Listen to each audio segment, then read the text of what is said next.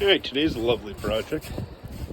Let's put this fuel sending unit into this Bobcat 323 way back in there. I don't have my tripod. I pulled the other one out the other day. What you need is a 1 5/8" socket that fits over the top of here. I modified a tool. It's welded a nut down there, tacked it on there quick. It's got enough space so it doesn't bugger up the top of that. Got to pull the muffler and jimmy this fuel tray or oil spout diverter thing out of the way so you can get the muffler out of there. Little down pipe that comes down, the exhaust goes out here. Fuel filter assembly sits right there. Fuel filter, water separator, whatever it is, sits right there. It's slotted, so you just have to loosen these and slide it to the side. And yeah, I think Bobcat part was $100, something like that, maybe more. This is a Chinese one. I'll throw a part number in there somewhere. And it was like $50 some. It was supposed to arrive in like 2 weeks and it actually showed up in 2 days from Oklahoma. Super surprised, nice looking piece.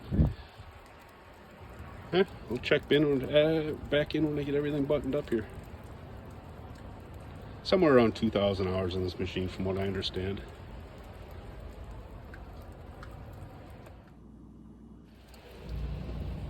So the replacement was not an 1 5/8". I screwed it down nice and flat, washer underneath it, big rubber washer, and snugged it up with the channel locks. Alright, muffler reattached. Little gasket underneath there. I put Loctite on there. I prefer to use a Loctite an anti-seize that has a little bit of nickel in it. Snugged in. Put some stuff to the bell housing here. Way back there's where I was. Underneath that vertical rubber hose. And back together. Snugging up the last couple of bolts here. A 13mm head back in there that holds that tray to the body. And a couple of 14s up top here. Holds the hydraulic filter assembly to the body of that drip tray. There we go. There's what I was talking about. Now that's just slotted, so it'll slide out easy enough. Same with there. Had a little hydraulic oil spill in there. I haven't cleaned up 100%. Like I said, meter says around 1,880 hours. Motor's pretty clean. Runs like a watch. I'm gonna do a cold start and see if my fuel gauge works. Glow plug's on.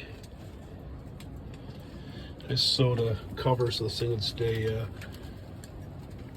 covered up. The zippers on each side that roll up and buckle closed. Get a little light. Get about 13 seconds of glow plug time. It is 30 some. It's gonna rip.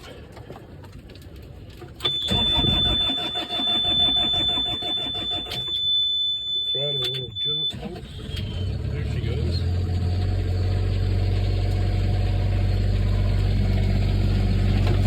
And the answer is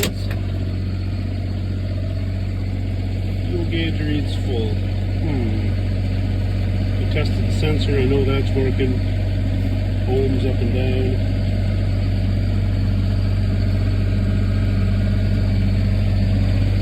Probably a broken wire somewhere. I'll keep digging.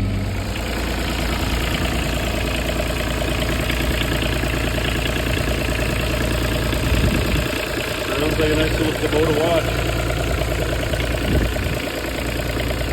I think I have one motor mount that's a little wore out back in there. I'm gonna have to replace.